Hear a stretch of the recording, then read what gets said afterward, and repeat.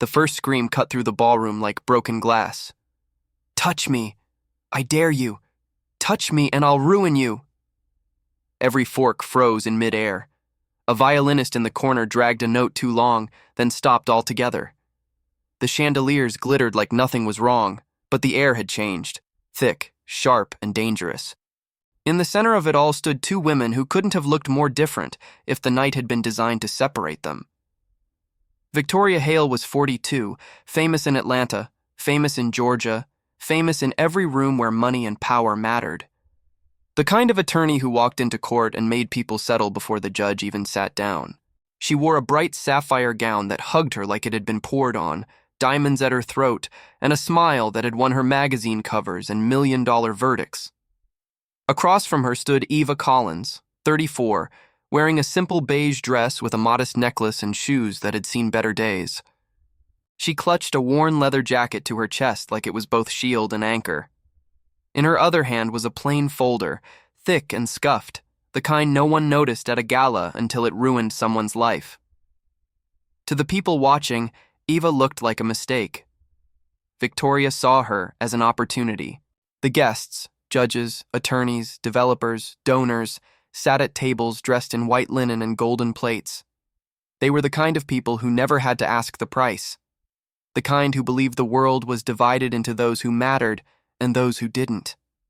And in Victoria Hale's mind, Eva Collins didn't matter. Victoria stepped closer, invading Eva's space, her perfume expensive and sharp. "This event is for important people," Victoria said loudly, making sure every table could hear. "Real lawyers, real donors, people who pay the bill. You don't belong here. Leave before I make you leave." A ripple of uncomfortable laughter moved across the room. Not because it was funny, but because people like Victoria had trained them to laugh when she wanted them to. Eva didn't move. She didn't flinch, didn't shrink, didn't apologize. She simply breathed in, slow, and lifted her chin. That calm did something to Victoria. It annoyed her. Because Victoria had built her life on the belief that she could pressure anyone into submission, that with enough money and reputation, she could bend the truth itself. Behind them, two uniformed Atlanta police officers stood near the wall. They had been hired as security for the gala, more for appearances than actual safety. Victoria liked uniforms. She liked the symbolism. She liked knowing the room looked protected, while she remained untouchable. Eva could feel eyes on her from every direction. She knew what they saw. A black woman in modest clothes holding a folder at a luxury gala hosted by one of the most powerful attorneys in the state. In a room full of people trained to sniff out weakness, she was being measured like a product. But the truth was, Eva had been preparing for this moment for 2 years. 2 years of chasing paper trails. 2 years of listening to people cry in cramped apartments. 2 years of seeing families get evicted, while a woman like Victoria Hale smiled on billboards and posed at charity dinners. 2 years of hearing the same sentence over and over. "No one will touch her. She's too powerful." Eva had heard it from victims, from nervous clerks, from junior attorneys who whispered in hallways. She'd even heard it from people inside the system, people who should have been protecting the public. And every time Eva wrote down another name, another account, another transaction. Because the truth about predators in designer dresses is this: they don't stop until someone forces them to. Victoria's voice grew louder. "Say something," she taunted. "Go on. Or do you only know how to stand there hugging that cheap folder like it's going to protect you?" Eva's grip tightened. Victoria leaned in so close that Eva felt her hot breath. "Touch me," Victoria whispered, venomous and smiling. "Touch me and I'll end your career before it even begins." The room held its breath. Phones began to rise. People loved drama when it wasn't happening to them. One of the officers, tall, broad-shouldered, name-tag-reading Miller, shifted his weight like he wanted to step in, but didn't know whether he was allowed. Because the unspoken rule of rooms like this was clear, Victoria Hale made the rules. Then Eva spoke. Her voice wasn't loud. It didn't need to be. "I don't need to touch you, Mrs. Hale," Eva said, calm as still water. Victoria blinked, almost offended that Eva had dared to respond. Eva continued, her eyes steady. Who's going to touch you tonight? Is them. She turned her head slightly toward the two officers. For a second, the ballroom was so quiet you could hear ice clink in glasses. Officer Miller frowned, finally stepping forward. Ma'am, he said carefully, looking between them. What's going on here? Victoria threw her head back and laughed, a bright, performative sound. What's going on? She repeated. We have an intruder. Some random activist who infiltrated my event to cause trouble. Remove her. She pointed at Eva like she was pointing at a stain. Now. Miller's partner, Officer Ruiz, looked uncomfortable. He glanced around at the cameras, then at Victoria. Victoria snapped her fingers. Well? Are you waiting for a written invitation? Miller took one more step, hesitant. Mrs. Hale, maybe we should... Shut up, Miller, Victoria hissed without turning around. I pay half this city's salaries in taxes and donations. Don't get in trouble with me. The people at the tables murmured. Some looked down at their plates. Some watched eagerly. A few smiled like they were enjoying the humiliation. Eva felt a familiar burn in her chest. Not fear. Anger. Because she knew this wasn't just about her. This was about every person Victoria had bullied into silence. Every family who signed paperwork they didn't understand. Every victim who was told they should be grateful they got anything at all. Eva inhaled. This was the moment. If she backed down now, Victoria would use it like a trophy. She would tell the story later, laughing. You should have seen the way she ran. And the people Victoria hurt would hear it and lose the last small piece of hope they had. So Eva did the one thing Victoria didn't expect. Eva opened the folder. The sound of the metal clip snapping back rang through the silence like a gun cocking. Eva pulled out a thick envelope, then a document with an official seal. My name is Eva Collins, she said clearly. Victoria's smile faltered just slightly. Eva raised the paper. I am a special prosecutor appointed by the state of Georgia. A few heads snapped up. Someone's glass stopped halfway to their mouth. Eva kept going. And this cheap folder is the warrant authorizing the arrest of Victoria Hale for fraud, money laundering, witness tampering, and obstruction of justice. For 2 full seconds, nothing happened. Not a cough, not a whisper. The room collectively tried to process what it had just heard. Then Victoria laughed again, but this time it was brittle. This is a joke, she said. It has to be. She turned to the tables, seeking backup. Look at this. They didn't even send someone decent. No one laughed with her. Officer Miller reached out slowly. Ma'am, let me see that. Eva handed him the document. Miller read the top line, then his eyes moved to the signature, then to the seal. His face changed. Ruiz leaned in, reading over Miller's shoulder. A muscle in Miller's jaw tightened. He looked up.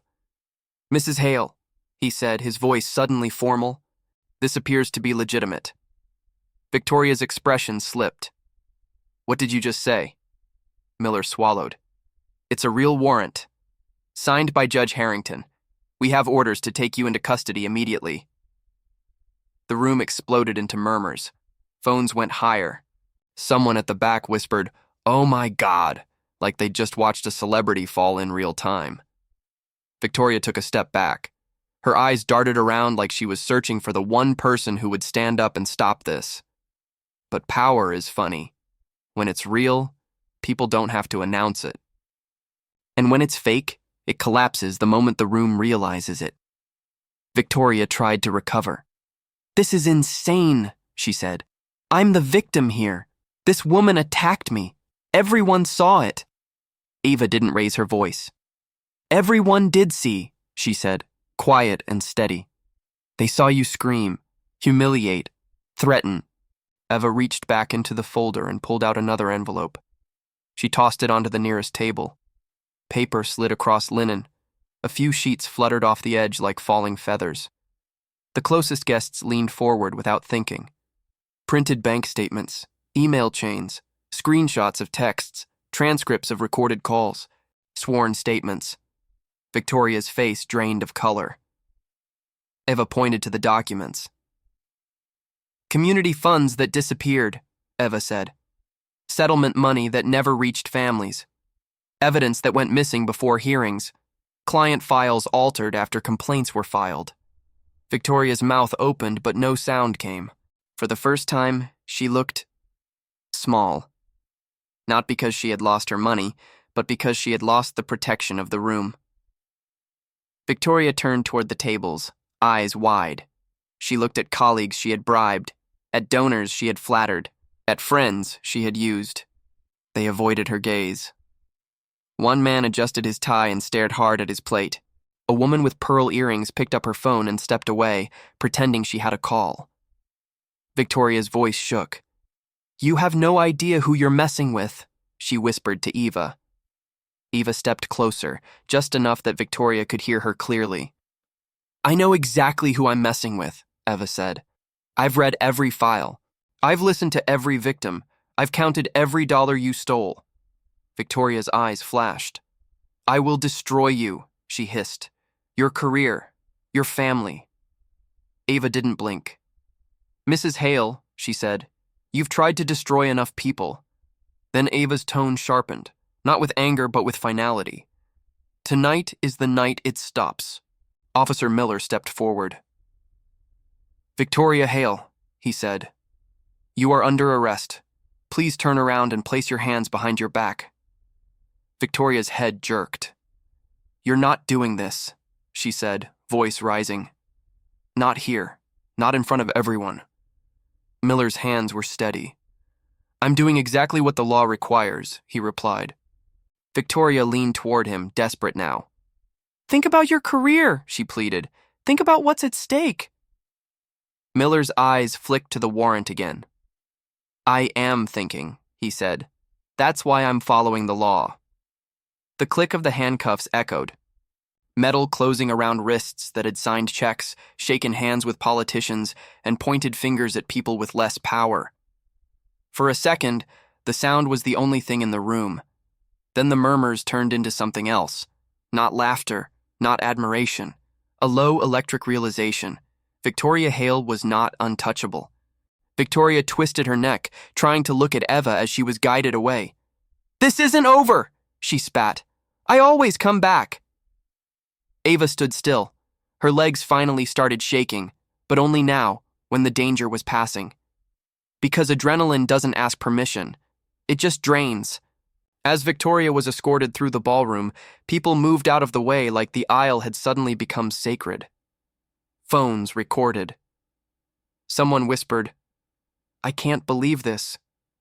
Victoria's heels clicked fast, angry, then uneven, because humiliation makes even the confident stumble. A waiter slipped past Eva and murmured under his breath, almost too quiet to hear. "Thank you." Eva turned slightly, surprised. His eyes were down, but his voice carried something heavy. Not gratitude for drama, gratitude for relief. Then an elderly woman approached Eva from a nearby table. She was dressed elegantly, but her hands trembled. Tears shone in her eyes. "My grandson lost his house because of her," the woman said, her voice cracking. "He signed papers he didn't understand. We begged for help. No one listened." The woman looked at Eva like Eva was proof the world still had a heartbeat. "Tonight," she whispered. "For the first time, I feel like someone finally heard us." Eva felt something tighten in her chest. The story was bigger than the ballroom, bigger than Victoria, bigger than the handcuffs. This was about every person who had been told to accept injustice because the other side had money. As Victoria was pushed through the doors into the night, the cold air hit the ballroom like a reset button. Some guests sat back down, stunned. Others stood, whispering into phones, already trying to distance themselves. A few looked at Eva with something like fear. Because if Eva could arrest Victoria Hale at her own gala, who else could fall? Eva gathered the scattered papers calmly. She slid them back into the folder, not rushing, not performing, because the work wasn't finished. Not even close. Outside, Atlanta's night air felt lighter. The city hummed. Cars on distant streets, A siren far away, the quiet buzz of a world that kept moving even as a powerful person's life cracked open.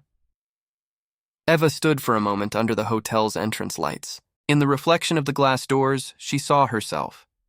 Not glamorous, not celebrated, but steady. She tightened her grip on the folder. Inside were the names of people who'd been hurt, and the beginning of what justice could look like when it finally arrived. Eva walked toward the state vehicle waiting at the curb. But before she got in, she paused and looked back at the ballroom doors. She knew what the headlines would say. She knew people would debate whether it was real or political or personal. She knew Victoria would hire the best defense money could buy. And Eva also knew something else. Money buys silence. Money buys delay. Money buys comfort. But money doesn't buy innocence. And sometimes it doesn't even buy time. Eva got into the car. The driver asked softly, "You okay?" Eva stared forward. "Yeah," she said. "I'm okay." Then she added, quieter, like a promise, "Now we keep going." Because Victoria Hale wasn't the only pedestal in Atlanta. And Eva Collins hadn't come this far to stop at one arrest.